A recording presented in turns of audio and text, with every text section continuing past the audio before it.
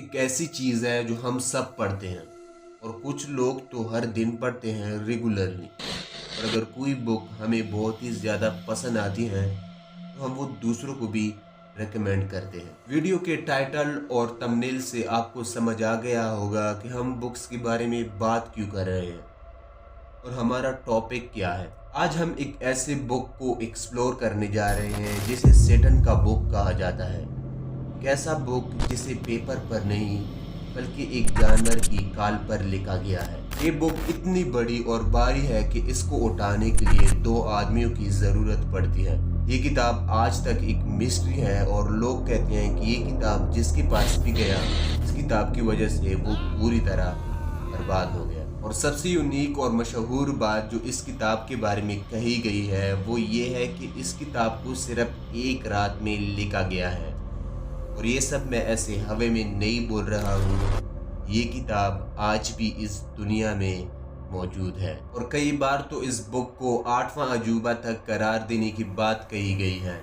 कई साइंटिस्ट ने इस बुक के ऊपर कई स्टडीज की हैं। साइंटिस्ट ने इस बुक के ऊपर कैसे कैसे टेस्ट किए और क्या क्या बताया वो हम आगे जानने वाले हैं। अगर पहले हम ये जान लेते हैं ये बुक है क्या।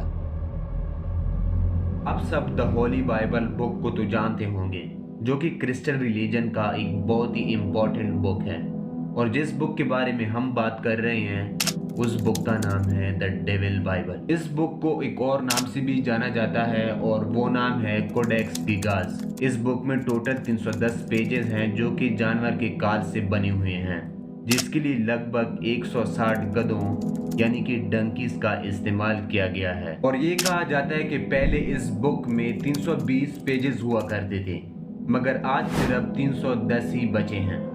तो उन 10 पेजेस में क्या था और उनको क्यों हटाया गया, ये स्टिल एक मिस्ट्री है। किसी को कोई पता नहीं कि उन पेजेस को क्यों हटाया गया था। तो अब सवाल ये है कि अगर ये किताब सेटन की है तो ये क्यों लिखी गई, कब लिखी गई और किसने लिखा।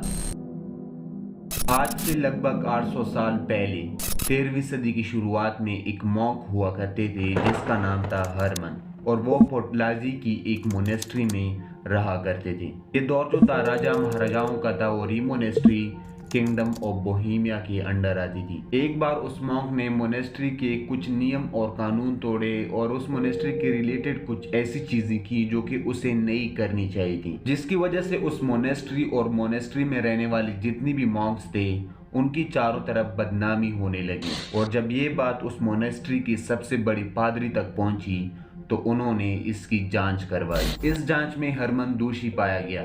इसके बाद उसको सबके सामने पेश किया गया और उसको मौत की सजा सुना दी गई। और सजा जो थी वो ये थी कि हरमन को जिंदा एक वॉल के अंदर सील कर दिया जाए। हरमन को जैसी ही ये सजा मिली तो उसने अपनी जान बचाने के लिए उस मोनेस्ट्री के सबसे बड़े पादरी से एक बहुत ही इम्पॉसिबल चीज कही। उसने कहा कि उसे अपनी गलती का एहसास है, मगर अगर उसे अपनी गलती सुधारने का एक मौका दिया जाए तो वो एक ऐसी किताब लिखेगा जो आज तक इस दुनिया में कभी नहीं लिखी गई।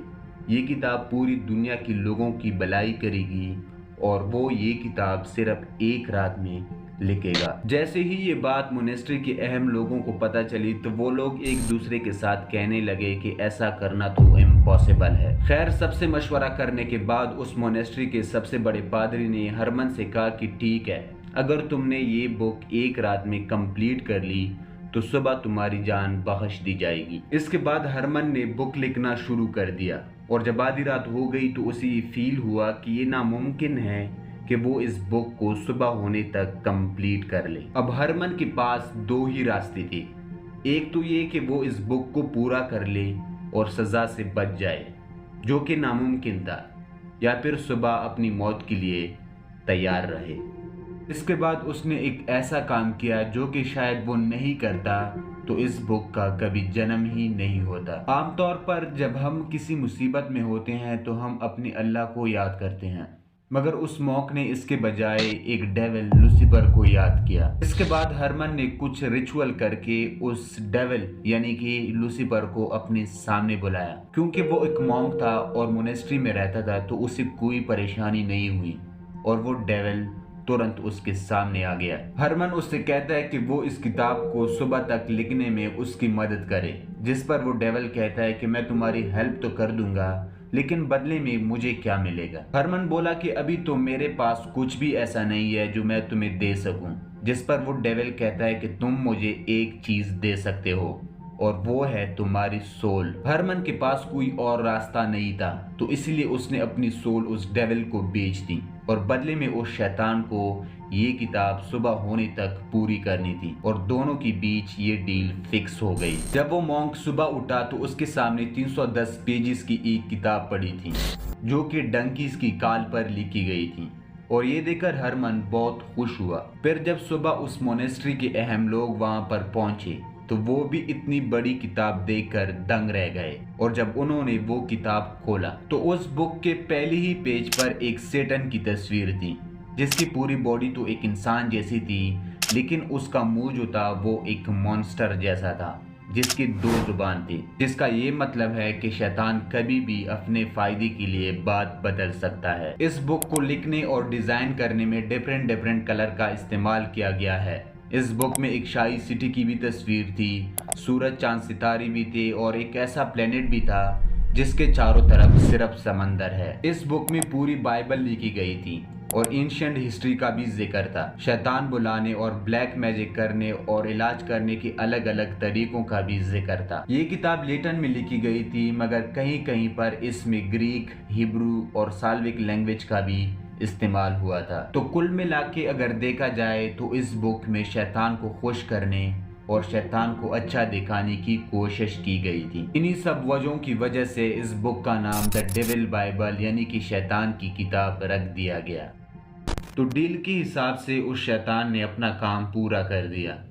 इसके बाद उस शैतान ने उस मॉन्क की रूह को अपने कब्जे में कर लिया और उस वक्त से लेकर आज तक ये किताब जिसके हाथ भी लगी उसका कभी भला नहीं हुआ, उसके साथ कोई ना कोई गड़बड़ जरूर होती। और इस मोनेस्ट्री में अगर कोई शख्स इस किताब को पढ़ता तो उसकी दिमागी हालत खराब होने लगती। और कुछ मॉन्क्स ने तो ये भी बताया कि जब वो इस किताब को पढ़ने बैठते हैं तो इस किताब के जो वर्ड्स होते हैं वो हवा में तैरते नजर आते हैं। इस मोनेस्ट्री की फाइनेंशियल कंडीशन बहुत ज्यादा खराब हो गई थी, तो इसीलिए उन्होंने ये किताब सेडलेक में एक दूसरे मोनेस्ट्री को बेच दी। और जैसे ही ये किताब वहां पर पहुंची तो वहां पर एक बहुत ही भयंकर बीमारी फैलना शुरू हो गई, जिसकी वजह से हजारों लोगों की मौत हो गई। इसके बाद इस बुक को वहां से हटाकर एक लाइब्रेरी में रख दिया गया। साल 1594 में ये किताब रोडोल्फ II को एज अ गिफ्ट दी गई, क्योंकि उसे यूनिक चीजें रखने का बहुत शौक था। कुछ टाइम बाद रोडोल्फ II के जो सपोर्टर थे वो सभी उसके खिलाफ हो गए अचानक, जिसकी वजह से रोडोल्फ II को अपनी सत्ता से हाथ धोना पड़ा। फिर 1648 में हुई एक लड़ाई के दौरान स्वीडिश आर्मी ने इस बुक को वहां से लूट लिया और वहां की क्वीन क्रिस्टीना के सामने पेश कर दिया। कहते हैं कि उसे ये बुक इतनी पसंद आई कि उन्होंने इस बुक को अपनी पसंदीदा बुक की लिस्ट में पहले नंबर पर रखा। मगर 6 साल बाद उसे भी अपनी सत्ता गंवानी पड़ी। वो अपने साथ उन सभी पसंदीदा किताबों को ले गई, मगर जो उसकी सबसे ज्यादा पसंदीदा बुक थी द डेविल बाइबल, उसको वो वहां छोड़कर चली गई। सिर्फ उसी किताब को उसने क्यों छोड़ा था, इसका जवाब किसी के पास नहीं था। इन क्रिस्टीना के जाने के बाद इस बुक को स्वीडन की कैपिटल स्टॉकहोम की एक नेशनल लाइब्रेरी में रख दिया गया। 7 मई 1697 में इस लाइब्रेरी में भयंकर आग लगी। इस आग में 24,500 किताबें जलकर राख हो गईं, मगर ये किताब किसी तरह से बच गई। कहते हैं कि वहां पर काम करने वाले एक आदमी ने इस बुक को आग से बचाने के लिए खिड़की से ऊपर से नीचे फेंक दिया था। साल 1878 में नए साल के मौके पर इस बुक को स्वीडन की एक नई नेशनल लाइब्रेरी में रख दिया गया, जो कि स्टॉकहोम में है। इन 800 सालों में वक्त बदला, लोग बदले और एक नया जमाना आया। साइंस ने भी काफी तरक्की की। साइंटिस्ट को ये लगा कि हमें इस बुक पर रिसर्च करना चाहिए। इस रिसर्च में उन्होंने पाया कि इस बुक का हर एक वर्ड एक जैसा है, चाहे वो पहली पेज की पहली लाइन हो या फिर आखिरी पेज की आखिरी लाइन, दोनों एक जैसी थी। ना तो राइटिंग का स्टाइल बदला था और ना ही इंक। इस पूरी किताब को एक ही इंक से लिखा गया था। तो जब पूरी किताब में एक ही स्याही और एक ही तरह का राइटिंग स्टाइल इस्तेमाल हुआ था तो इसका मतलब ये था कि ये किताब किसी एक इंसान ने लिखी है। इस किताब के ऊपर जब और स्टडी करी गई तो पता चला कि अगर कोई इंसान आज इस किताब को लिखने बैठे और जो छोटे छोटे डिजाइन और स्केचेस बनाए गए हैं उसे बनाएं तो इस किताब को पूरा लिखने में 25 से 30 साल लग जाएंगे। और अगर ये मान भी लिया जाए कि किसी इंसान ने 25-30 साल मेहनत करके इस किताब को पूरा किया होगा, तो उन 25-30 सालों में उसकी उम्र और टाइम के हिसाब से हैंड राइटिंग जरूर चेंज होती। और दूसरा ये कि अगर बहुत सारे लोगों ने मिलकर ये किताब लिखी होती तो कहीं ना कहीं कोई ना कोई बदलाव जरूर होता।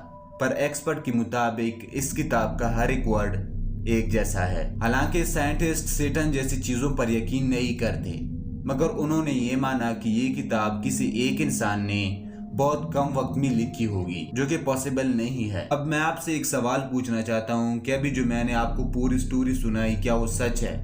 और सच में इस किताब को एक डेविल, एक सेटन ने लिखी है? मुझे नहीं पता कि इस कहानी में कितना सच और कितना झूठ है, लेकिन मैंने जितनी भी आर्टिकल इस बुक के ऊपर पढ़े हैं उसमें यही कहानी मेंशन करी गई है। और एक बात और जो कि सच भी है वो ये कि ये किताब आज भी इस दुनिया में एग्जिस्ट करती है और हर कोई इस किताब को देख सकता है।